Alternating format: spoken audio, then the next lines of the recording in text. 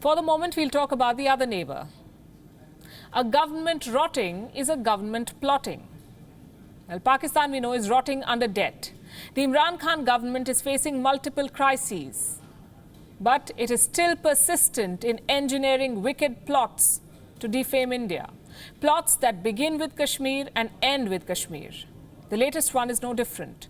Islamabad took a delegation of foreign journalists on a staged visit to the line of control. This happened on Wednesday. A team of foreign media correspondents was taken on a tour of the Poonch and Chirikot sectors in Pakistan-occupied Kashmir. The delegation included journalists from media organizations infamous for their anti-India rhetoric, the likes of Al Jazeera and CCTV, Chinese state television.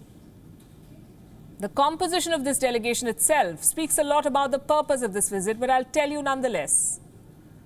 The visit was meant to show India as the perpetrator of ceasefire violations and crimes along the line of control, and to show Pakistan as a victim of the circumstances created by India.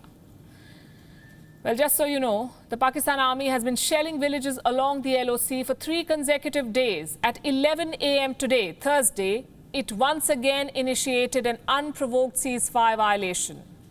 But these so-called foreign correspondents are obviously and consciously blind to Pakistan's actions. Newspapers in Pakistan carried extensive columns on how these journalists praised the Pakistan Army for its apparent bravery. Well, none of this is surprising. If they don't toe the line, they'll have to pay a price for it. And if they praise the army, they might be paid for it. Just like the British parliamentary panel, which visited Pakistan-occupied Kashmir earlier this year. And some of you may remember this woman, Debbie Abrams, the British lawmaker who was barred from entering India due to an invalid visa. Debbie Abrams later flew to Pakistan. She took part in press conferences with the Pakistan foreign minister and peddled lies about human rights violations in Kashmir. Do you know how much Debbie Abrams was paid for this? Some 31 to 33,000 euros. That's 29 to 31 lakh Pakistani rupees. I say this with proof. This is all on paper. The British parliamentary panel has itself disclosed the details in its register. A copy of their filing is on your screen. It shows how Debbie Abrams and her team received a quote-unquote benefit of kind of 31 to 33,000 euros from the government of Pakistan. A benefit of kind. How wonderful. The British can sugarcoat everything, even bribes. And by the way, this is not the first time that Debbie Abrams has received funding from Pakistan. In September 2018, the Pakistan High Commission in London had reportedly given around 12,000 euros to her group for a visit to Islamabad and Kashmir. Well, we decided to find out just what Debbie Abrams has been doing with such money, and we landed on a tweet.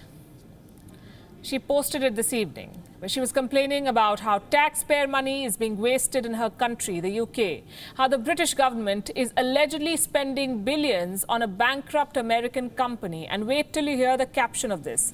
Debbie Abrams wrote, and I quote, "How can this be legal?" A question mark followed by an exclamation mark. Well, trust me, we find ourselves asking the same question a lot of times. How can this be legal? How can it be legal for Pakistan to pay journalists and lawmakers to defame India? And we've learned a new term, benefit of kind.